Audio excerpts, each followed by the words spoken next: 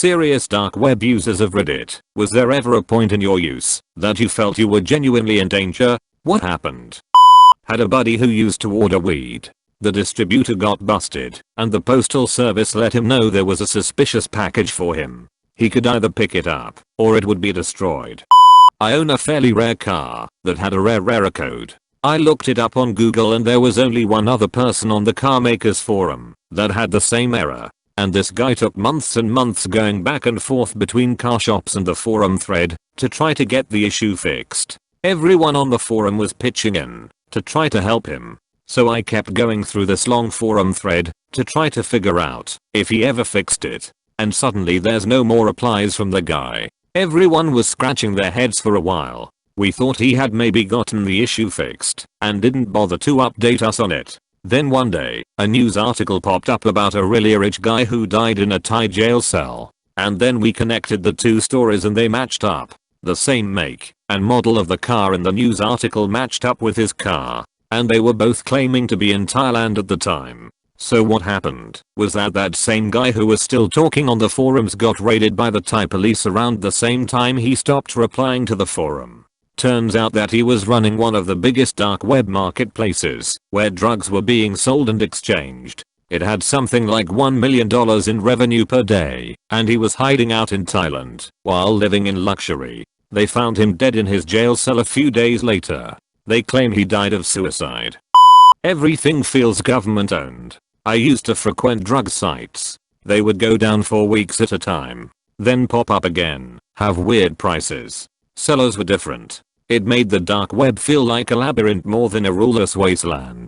I was a casual orderer of the dark web for a while and got pretty big into it and started buying slightly bulky packages of drugs. If you knew the markets for a while then you would know one called Alpha Bay was the best of the best. The Amazon of drugs and fraud would be its best description. However, it went down mysteriously one day and everyone assumed the owners just scammed everyone for their Bitcoin. Partially true, but in the background it was actually seized the DEA. Everyone flocked to a new site called Hansa which had some sketchy design features, but it was the next best alternative. Turns out the Dutch police took over the site and with cooperation of multiple governments ran a drug distribution onion site with over $1 million of transactions for around a month. They were gathering information from unsuspecting users, including me, who bought with faulty security practices. Now this is where I started freaking out. Imagine trafficking drugs through the mail and the Attorney General at the time, Jeff Sessions, makes a speech live on television that he was going to crack down and explicitly explains how fucked everyone on Hansa was because they have been gathering data for over a month.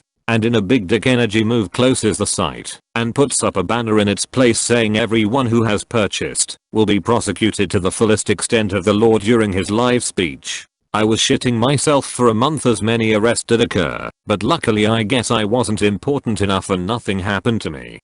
There's hitmen, human trafficking and snuff films and such, but a vast majority of these sites are scams asking you to send them Bitcoin. A small portion of users on the dark web would be there for this sort of stuff. However, buying drugs online is quite popular and widespread. Single vendors can have $500,000 plus in lifetime sales. It's quite safe to use. You use PGP to encrypt your address so only the seller of the drugs has access to your private info. If your package is seized, they have no proof you ordered it unless they seize your computer and you have that information stored on it. You can use Tel/USB to avoid this. Even if your packages get seized, you'll often get a love letter saying what they seized, and there is no follow-up after that. In college some friends and I ordered a 100 sheet of acid using Bitcoin to our college PO boxes. We got pretty terrified when it didn't arrive when it should. We thought it was found by USPS, our own mail service, or the D. We were paranoid. Turns out they just shipped it later than they said. We got our 100 tabs, but that was a very stressful week and a half for all of us. I've used the dark web once or twice. Scariest thing was when my screen went black for a few moments and turned back on. Wasn't anything big, just my display cable fucking up, but it did give me the creeps. As for dark or disturbing shit, I've only found a list of random addresses. The dark web really has a lot of stigma associated with it. For the most part it's just people curious about the dark web or people trying to scam you or sell you drugs. You have to do a lot of looking to find the really fucked up stuff. You're more likely to find dark web type crap on Reddit or YouTube than the actual dark web. I actually learned how to access the dark web by listening to NPR. They had a segment where an author who was writing a book about it basically gave step-by-step instructions on how to do it. I did everything he said, and, by golly, it worked.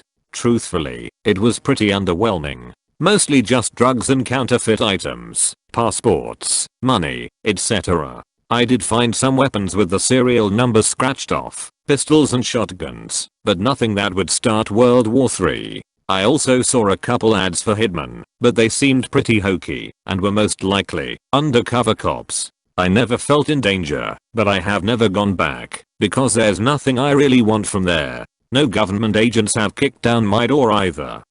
You don't just stumble onto the scary parts of the dark web. You had to have been looking for something sinister if you happen to come across one of the sites. Even then, getting access to said sites isn't as easy as most of them are invite based. Most of it is just the normal internet with questionable forums, think 4chan but slightly worse, and petty drugs. It's very hard to reach the criminal parts of the dark web unless you have very specific URLs, and even then the host has the option to deny you access. However, once you're in, it can become a slippery slope. Not really a dark web user, but I got darksxed by an Ianazi group on the dark web and ended up having to use the dark web to find the websites that had my information. Department of Homeland Security and the FBI showed up on my doorstep because they were threatening to send me letter bombs and send people to abduct and r//me. It was scary shit. They all fell off the face of the earth recently, so I'm just hoping the feds got to them. The only real difference between the internet you and I are using right now and the dark web is that you need special software or configurations to access it. You have plenty of opportunities of finding bad shit on the regular web. With that in mind, I'd say that the regular web is more dangerous since it lulls you into a sense of security. I mean, most people these days have a significant amount of their personal information on there. The dark web, you're likely going to have a sense to be more anonymous. Personally, I just used it for playing a WoW private server back in the day, since the hosts didn't want to get a C&D from Blizzard. Thank you for watching. Remember to leave a comment, a like and subscribe.